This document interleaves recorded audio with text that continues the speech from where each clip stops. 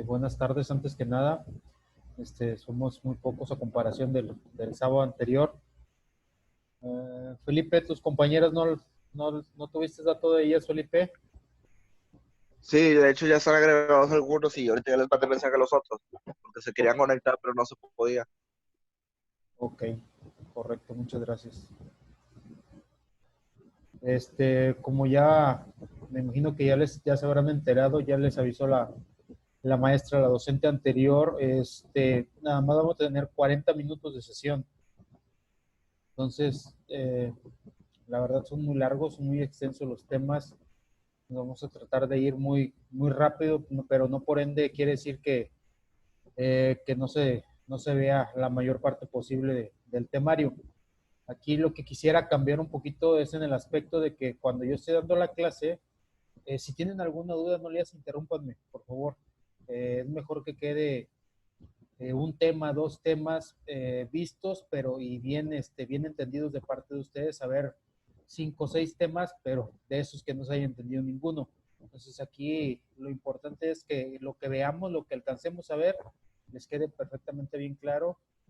Si necesitan opinar algo, digan, interrumpan, no me va a preocupar por eso, no tengo ningún inconveniente. Si quieren opinar algo al respecto, si tienen alguna duda, abran el micrófono y adelante, les doy luz verde para que opinen respecto a la clase.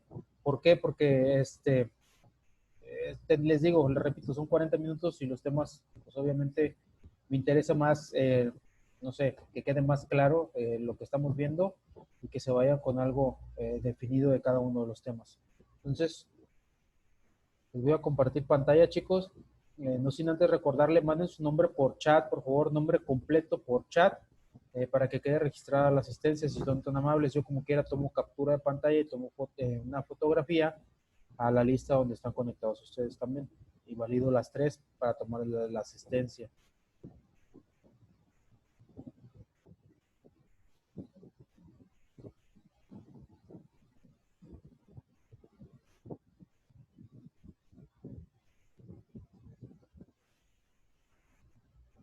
Ok, vamos a ver un tema muy importante dentro de la estructura económica internacional, que son los precios del mercado, cómo nosotros como exportadores o como importadores también, cómo logramos establecer un precio dentro del mercado internacional, cómo se establece un precio. Obviamente tenemos un precio en un mercado nacional, en un mercado interno, pero puede variar ese precio que manejamos en un mercado interno a un precio que vamos a manejar en un mercado internacional, y es lo que vamos a ver a continuación. ¿Cómo podemos definir un precio del mercado? Nos dice que el precio del mercado es el precio al que un bien o servicio puede comprarse en un mercado libre. Es un concepto económico de aplicación tanto en aspectos históricos de la disciplina como en su uso concreto y en la vida diaria. Dice, elemento que hoy en día resulta decisivo por la enorme competitividad que existe en los mercados exteriores. En el proceso de fijación de precios internacionales se pueden distinguir 5 etapas. Número 1, hay que calcular los costos de exportación.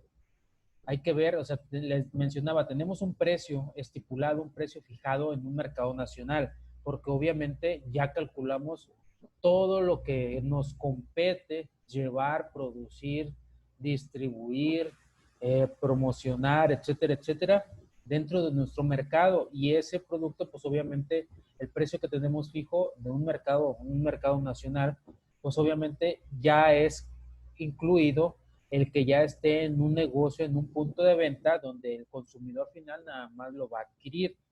Entonces, varía el precio de un costo si nosotros vamos a exportar.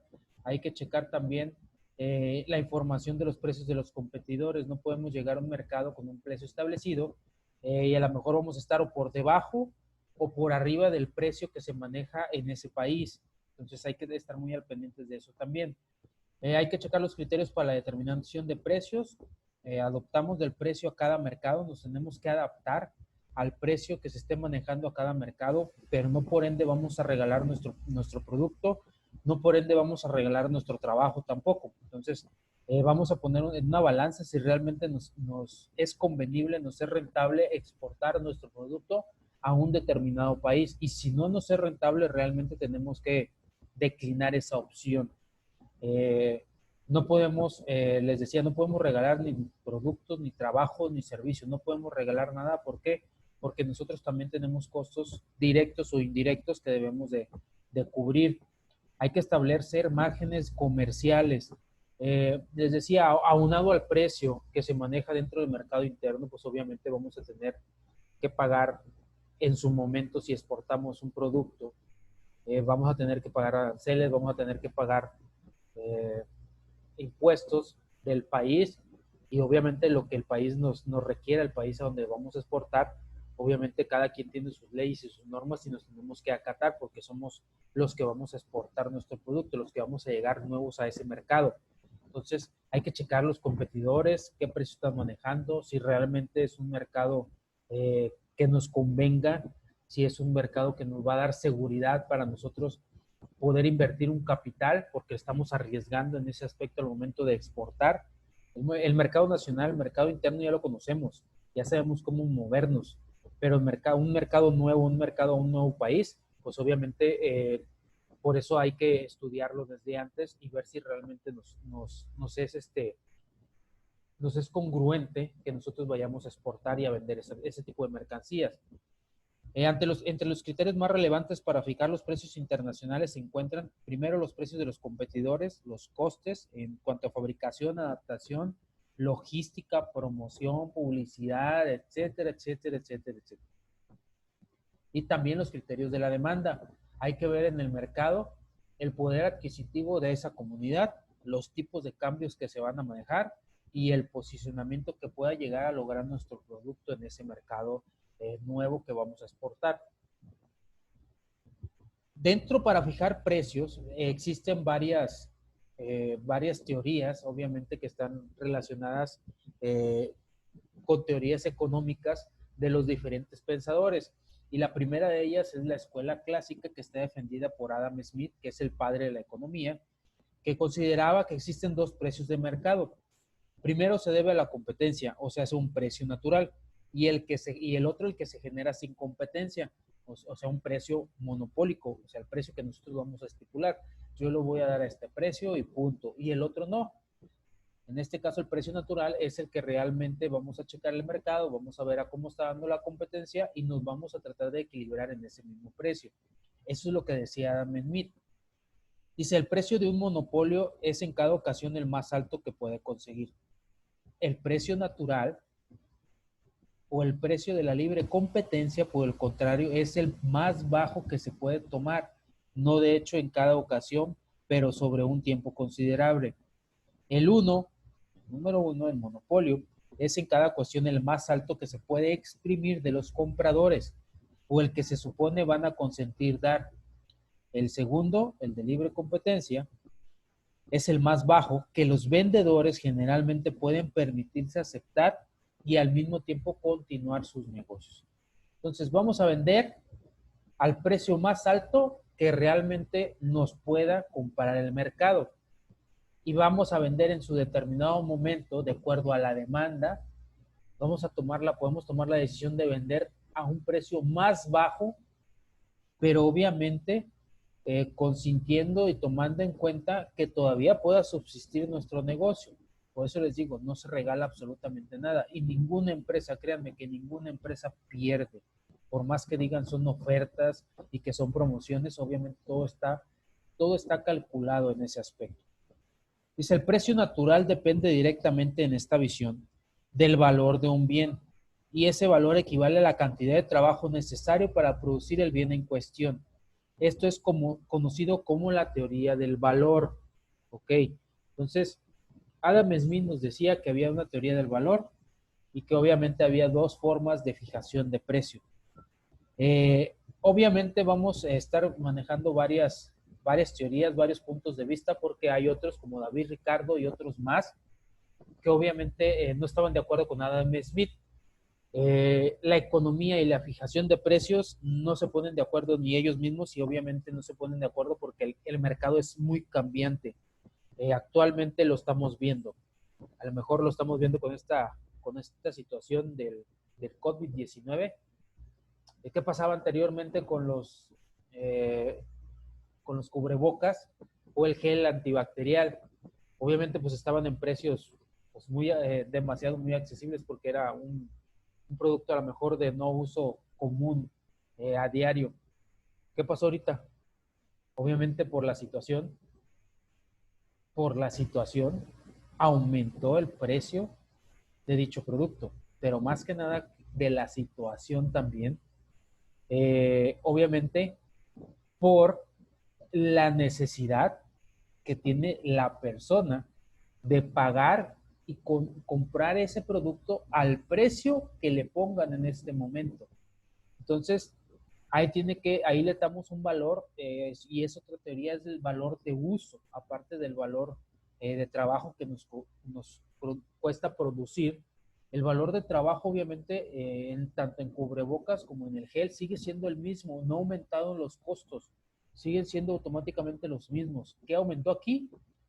Pues para mí, el abuso de las personas queriéndose enriquecer a costa de otros y que las otras personas están dispuestas a pagar por necesidad o por en este caso, por satisfacer y cubrir en este aspecto una situación extra a lo que se veía venir normalmente. El valor de uso hoy en día de esos dos productos es muy redituable y por eso en este caso aumentaron los precios de ambos, pero no quiere decir que realmente sea lo correcto.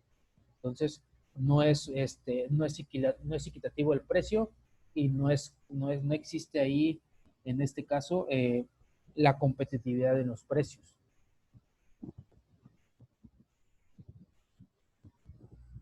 Nos dice también, dice, a esa concepción da origen una variedad de problemas, como ya se los mencioné.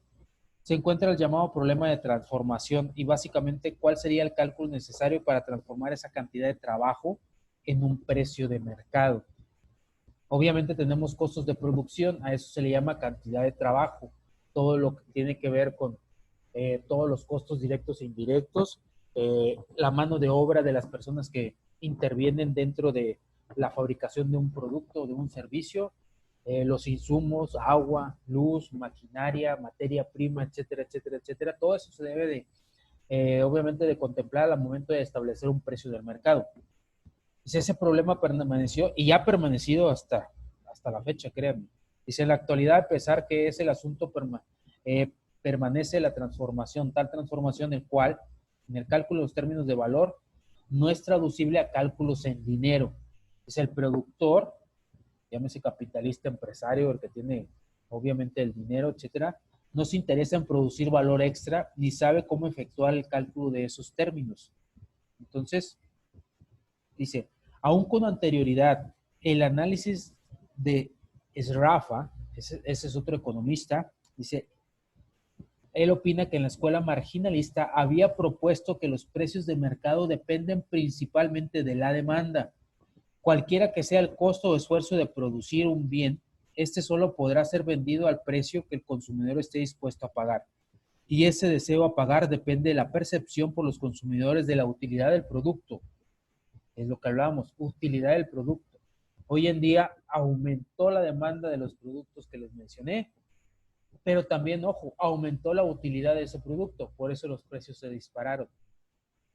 Dice, en este aspecto, la intención de los marginalistas era, en palabras de Jevons, liberarse de la teoría del fondo de salarios, la doctrina del valor del costo de producción, la tasa natural de los salarios y otras doctrinas ricardianas erróneas o confusas.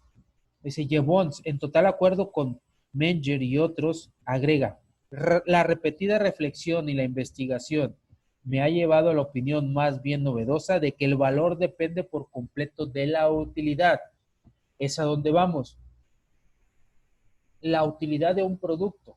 Eso es lo que decía Jevons, que va a dar el precio en el que se va a vender al mercado. Obviamente, después de que pase todo esto, dígame quién va a comprar un gel antibacterial al precio que se está comprando hoy en día. Pues obviamente, pues nadie lo va a comprar porque es una ridiculez lo que se está pagando por un gel antibacterial o por un cubrebocas cualquiera de las otras cuestiones, que al final y al cabo pues no sirven de mucho, pero bueno, es opinión individual de cada persona. Entonces, él daba, dice, ¿me es útil? Claro. ¿Hay demanda? Claro. Entonces pongo un precio elevado. ¿Por qué? Porque sé que lo voy a vender. Entonces a eso se refiere Gibbons en cuestión de los establecimientos de precios de mercado. Dice, para explicar las variaciones de precio, obviamente los marginalistas introdujeron el precio de utilidad marginal decreciente. Dice, en la visión de Ricardo, otro economista, dice, se concibe que por ejemplo, él ponía como ejemplo los diamantes. Los diamantes tienen un valor porque las personas trabajan para encontrarlos y transportarlos, obviamente a grandes distancias. Ricardo le daba un valor aparte en este caso y que nos permitía fijar un precio al trabajo, a lo que nos costaba obviamente llevar un producto hacia hacia un punto de venta para que obviamente el consumidor final lo tuviera a su alcance. Entonces decía que pues obviamente por los diamantes se batalla mucho para expropiarlos, para encontrarlos, para explotar esos diamantes, pero dice que obviamente una vez que ya haya diamantes en el mercado, que ya los tenga, ya se satisfaga a alguien esa necesidad, pues obviamente el precio de diamante pues va a bajar. Entonces decía que en la medida que alguien los posee, disminuye lo que ese individuo está dispuesto a pagar por ellos. Consecuentemente, el precio del diamante no es fijo, depende de cuánto lo desee un potencial comprador. Obviamente, de la misma manera, que el primer vaso de agua para un sediento vale más que los vasos sucesivos. O sea, por el mismo principio, los individuos estarían dispuestos a pagar más por una cosa para vivir que por una para vacaciones. Entonces, no quiere decir que también Ricardo esté incorrecto, también está correcto en su punto de vista, en su apreciación. Por eso les digo que el fijar un precio del mercado es muy variable. ¿Por qué? Porque tenemos que estudiar el mercado y obviamente pues, el mercado está compuesto de personas y las personas pues, son muy variables en ese aspecto. Por lo tanto, entonces, Jevons decía, el valor depende solamente del grado de finalidad de la utilidad. Dice, ¿cómo podemos variar este grado de utilidad? Es la pregunta que se hacía Jevons. Dice, teniendo una mayor o menor cantidad de la mercancía a consumir. Dice, ¿y cómo tenemos una mayor o menor cantidad? Pues obviamente agregando trabajo, produciendo más. O en este caso, produciendo menos. Dice, lo que lleva a la conclusión, según él, dice que afirma que el trabajo es esencialmente variable, de manera que su valor debe estar determinado por el valor del producto y no el valor del producto por el del trabajo. ¿Ok? Entonces, no importa en este caso qué tanto trabajo tengamos para hacer un determinado producto, él decía que no importaba. Él decía que lo que comportaba era, obviamente, en los costos, el trabajo sí, pero pues el trabajo normal. Si había tiempo extra para sacar el producto, pues ese tiempo extra pues tampoco no se iba a concebir. Entonces es lo que él decía y obviamente pues es variable el trabajo también y los tiempos y los movimientos dentro de la fabricación, dentro de la manufactura. Obviamente, desde ese punto de vista, el precio estable de mercado es el punto en el cual la utilidad marginal comienza a divergir de la utilidad total. Ventas menores dejan demanda insatisfecha e implican que la empresa no ha vendido tanto como podría. Ventas superiores a las determinadas por ese punto implican pérdidas, ya sea que no todo lo producido será vendido o se venderá a precios menores de los posibles. Es poquito jugar un poquito con la ley de la oferta y la demanda, según él, según Jevons. Dice, si vendemos menos, puede ser que obviamente no se hizo lo necesario y hay gente insatisfecha o tenemos clientes o consumidores insatisfechos. Entonces, pues obviamente no hemos vendido lo suficiente. Y si vendemos más, si vendemos mucho, si superamos los estándares establecidos, los presupuestados, dice que nos pueden implicar pérdidas. ¿Por qué? Porque decía que obviamente se debería de considerar si vendimos menos, una de las posibles causas de que porque vendimos menos fue porque bajamos el precio del producto. Entonces, puede haber ocasionado pérdidas en el mercado. Sí nos acabamos todo, pero a un precio menor. Y a lo mejor, y del otro punto de vista, del lado contrario del espejo, dice, ok, nos quedamos con mucho, pero pues no satisfacimos la demanda que nos habíamos propuesto en un principio. Entonces, por eso ni ellos mismos realmente se ponen de acuerdo en ese sentido. Otro economista, Alfred Marshall, dice, considerado fundador de la escuela neoclásica, reintroduce a la visión marginalista a través de la metáfora conocida como las tijeras de Marshall. La consideración del efecto de la oferta, formalizando la ley de la oferta y la demanda. De acuerdo a la ley de la oferta y la demanda, chicos, para la fijación de un precio, obviamente cuando se trata en un plano cartesiano, en una gráfica de X y Y, se grafica obviamente la curva de la oferta, se grafica la curva de la demanda y donde existe una intersección entre ambas curvas, obviamente es ahí donde nos da como resultado el precio del mercado. Entonces a eso él le llama obviamente las tijeras de doble filo. Tanto nos va a influir la oferta como nos va a influir la demanda. Donde se cortan, donde obviamente entran en confusión los filos, ahí debe ser el precio establecido y fijo al que debemos de dar nuestra mercancía.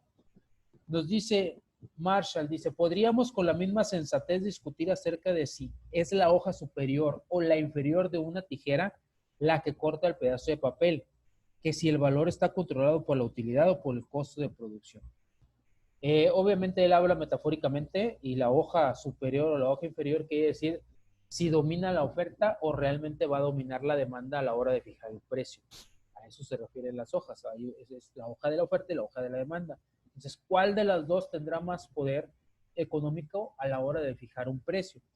Dice, Marshall denomina precio natural de cualquier bien o servicio al que se encuentra en el punto en el cual las hojas de la tijera de la oferta y la demanda se cruzan. Obviamente lo anterior implica que el precio natural es el precio estable de mercado, pero transformado en precio de mercado estable. Aquel en el cual el precio se vacía, es decir, en el cual todo lo producido se vende y no queda demanda insatisfecha. Obviamente él llevaba lo contrario de lo que decían, en este caso, Jevons, por decir, o Ricardo, en este caso también. Él decía, si lo vendimos todo, ¿es por qué? Porque satisfacimos la necesidad de la demanda, por eso se vendió. Entonces nos dice también, esto lleva directamente a la concepción de que a ciertos precios, a ciertos niveles de producción, obviamente, el mercado entrará en una situación de equilibrio económico, ya sea parcial, en el mercado de un bien determinado o general para todos los bienes. Entonces, obviamente es un poquito más razonable. Debemos de buscar el punto intermedio, el punto de equilibrio, tanto en precio como en la producción. O sea, tengo tanta producción, lo voy a vender a tanto precio y se me va a vender, perfecto, eso es lo ideal que debemos de hacer en este caso, todas las empresas. ¿Por qué? Porque no voy a tener excedente. Si yo tengo excedente de algún producto y estoy viendo que se me va a quedar, ¿qué va a pasar? Obviamente lo voy a tener que malbaratar, entonces corre el riesgo de que no voy a recuperar obviamente ni mi propia inversión. Obviamente pues hay técnicas, hay manipulaciones del mercado que se pueden hacer, como lo hacen hoy en día, que a lo mejor obviamente escasean un producto para que la demanda crezca, entonces lo escaseamos, como en su momento escaseaban el azúcar, como en su momento escaseaban a lo mejor el arroz, otros comestibles. Entonces lo escaseaban y llegaban a un momento que el mercado colapsaba y decía, ¿sabes qué? Ya lo necesitamos consumir. Crecía la demanda y estaban dispuestos a pagar el precio, cualquier precio por ese producto. Entonces liberaban los productos y es una forma de manejarlo psicológicamente el precio y en este caso aumentar la demanda, pero realmente es una barbaridad, es competencia imperfecta, es un establecimiento de precios realmente no competitiva, es imperfecta eso. También dice, generalmente se considera que el problema principal de la formalización de Marshall es que asume una condición de competencia perfecta, según él. Pues como les digo, o sea, es precio justo, ventas justas. Para él eso era lo ideal. Dice en otras palabras que en tanto la demanda como la oferta son independientes entre sí. Claro que son independientes a mi punto de vista también. Dice, a mayor redundancia, una situación en la cual ningún comprador ni ningún vendedor controla, no tienen el poder para manipular el mercado. Error. Desde ese punto de vista para Marshall es un error, porque sí tienen poder para manipular el mercado y lo estamos viendo, lo seguimos viendo hoy en día. ¿Qué pasa con el gobierno? ¿Qué pasa con el huevo? ¿Qué pasa con el aguacate? Lo dan el precio que realmente se les antoja. El aguacate, obviamente, nosotros producimos aguacate, somos de los principales países en producción de aguacate, pero lo vendemos, no nos importa el mercado nacional, nos importa lo que podamos vender y lo que saquemos de utilidad en ese momento. Pero hay demanda del mercado nacional por consumir ese producto, entonces lo volvemos a importar y más caro. Entonces, obviamente no es lo ideal, entonces sí se puede manipular el mercado en ese aspecto. Y como se los comenté en un principio, a la hora de escasear un producto también es una forma de manipulación del mercado. Dice, si ese no es el caso, no se puede decir que el precio determinado por el cruce de líneas de la oferta y la demanda es el precio estable a largo plazo o el precio natural de un mercado libre. Obviamente a partir de la década del siglo XX, wow, 10 minutes, se hizo evidente que esa situación no solo es el caso, sino que no será el caso en una era de comercio incrementalmente dominado por empresas internacionales. Dice, no puede mantenerse la pretensión de que los precios de mercado se están determinando de acuerdo con las condiciones de la competencia perfecta. Algunos autores modernos opinan que pretenden volver a esa competencia perfecta. Es no solo un ejercicio de utilidad, sino que tampoco produciría una economía de gran estabilidad y un crecimiento eficiente.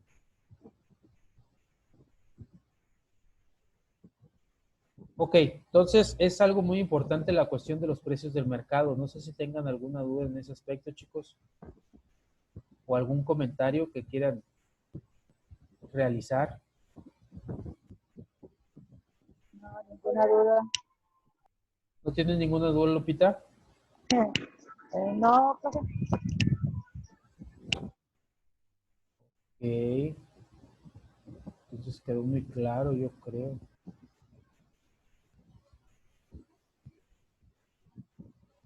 Ok, les voy a volver a compartir pantalla.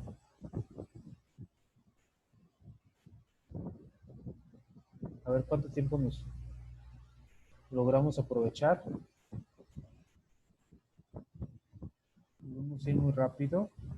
Otro tema que es importante también son las empresas transnacionales. Transnacionales es que obviamente están en un país de origen y pues obviamente también están en otro país, exportan, abren sucursales y no necesariamente que exporten o que abran sucursales, que nos sitúan también dentro de otro país. Entonces son aquellas que no solo están establecidas en su país de origen, sino que también constituyen en otros países para realizar actividades mercantiles tanto de venta y compra como producción de los países donde se han establecido. Tenemos infinidad de empresas transnacionales, Danone, Nestlé, L'Oreal, Procter & Gamble, que es un grupo, Kimberly-Clark, Coca-Cola Company International, Grupo PepsiCo, etcétera, etcétera, etcétera. Dice, están en capacidad de expandir la producción y las operaciones alrededor del mundo. Obviamente movilizan plantas industriales de un país a otro. Los procesos de fusión y alianzas entre ellas permiten alcanzar una creciente poder e influencia en la economía mundial. Obviamente se extienden en todo un territorio y abren sus puertas a personas o usuarios en todo el mundo también. ¿Qué características tienen este tipo de empresas? Primero, los propietarios llevan sus productos o servicios a comunidades en todo el mundo. Poseen plantas en todo el mundo y obviamente pues que da como eso, pues da empleo a todo el mundo, importantes cantidades de productos también se trabajan, utilizan tecnologías nuevas, existe una organización industrial, obviamente implementan la mercadotecnia y la publicidad. Obviamente ese tipo de empresas son fuertes inversionistas en investigación y desarrollo, tienen un conocimiento profundo de las estructuras y funcionamiento de mecanismos políticos de los países donde están implantados, porque si no, pues obviamente no podían invertir en ese tipo de país. ¿Qué pasaría si vamos a, no sé, a lo mejor en la India, obviamente, pues no matan vacas y ponemos un McDonald's con carne de vaca, carne de res, pues obviamente pues no se nos va a vender o nos van a multar. Entonces, por eso debemos de tener un amplio conocimiento de esas empresas, de lo que podemos y no podemos vender dentro de determinado país. Una de sus formas habituales de crecimiento es mediante los procesos de fusiones y adquisiciones.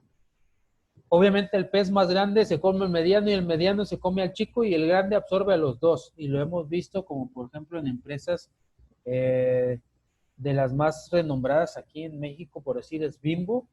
Bimbo ha absorbido empresas como Tía Rosa, como en este caso como Wonder también. ¿Por qué? Porque pues obviamente si Bimbo tiene un 80% del pastel del mercado y viene Wonder, el otro por ciento se lo divide a otras empresas, viene Wonder y quiere quitar otra parte de ese pastel, pues obviamente, y va creciendo y le ven posibilidad de crecimiento, pues obviamente no lo va a manejar.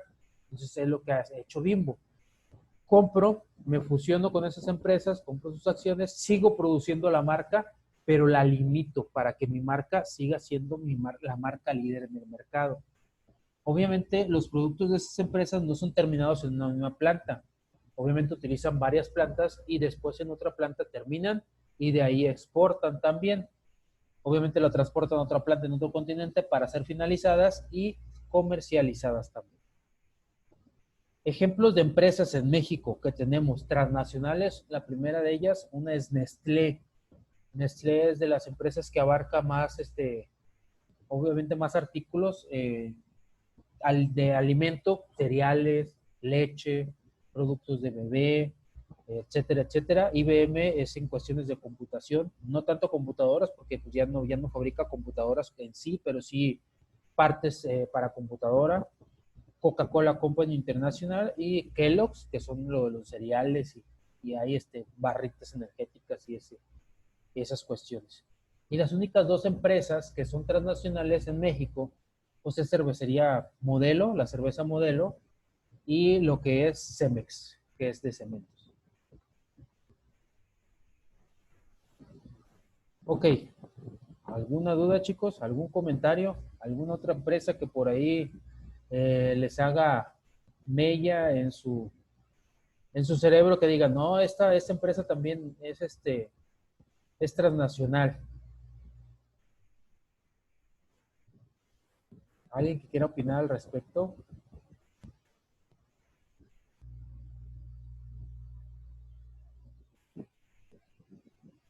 ¿Alguien de ustedes, chicos?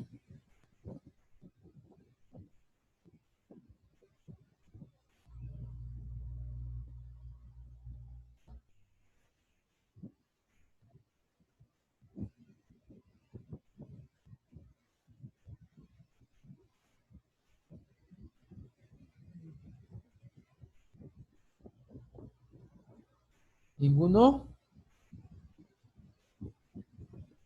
Todavía nos quedan 3 minutotes.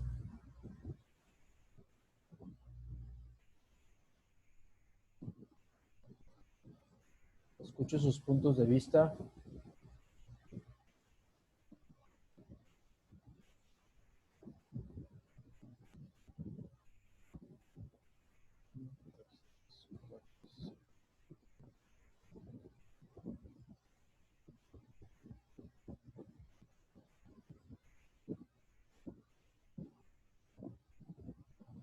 Estamos conectados 6, Lucio, Felipe, Monse, Marisa, José Luis. ¿Se andan por ahí? Aquí estamos, pero sin comentarios. ¿Sin comentarios? ¿Por qué? No, pues Sin duda. entendible. ¿Entendible? Sí.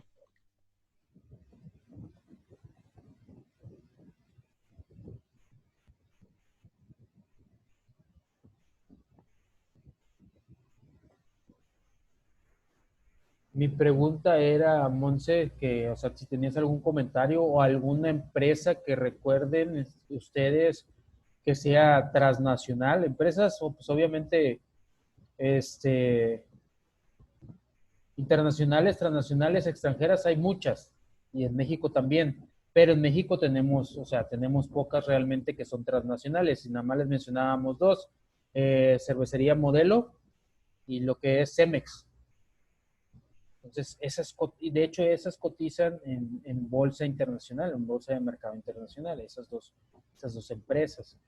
Hay más que exportan, pero pues obviamente exportan no quiere decir que sean transnacionales, no quiere decir que haya, obviamente, fábricas o que haya maquila en otros lados del mundo. Empresas internacionales, pues tenemos muchísimas que realmente están aquí en México. Tan solo de automóviles, pues tenemos la Volkswagen. Pues, es la única que fabrica realmente aquí en México, en la parte de Puebla. No hay otra en sí. De automóviles no. De venta sí, pero que fabrica automóviles no. Kellogg's veíamos, sí tiene fábricas aquí. No sé, alguna otra que ustedes recuerden. Obviamente, pues en la frontera ahí existen maquilas, Samsung es una de ellas también, LG. Entonces, esas empresas son transnacionales. Obviamente con la nueva iniciativa que tiene Trump, pues qué es lo que quiere él en este caso, que obviamente todo ese tipo de empresas, que por ejemplo las empresas estadounidenses, regresen a su país. Un hosting, que regresen a casa y desde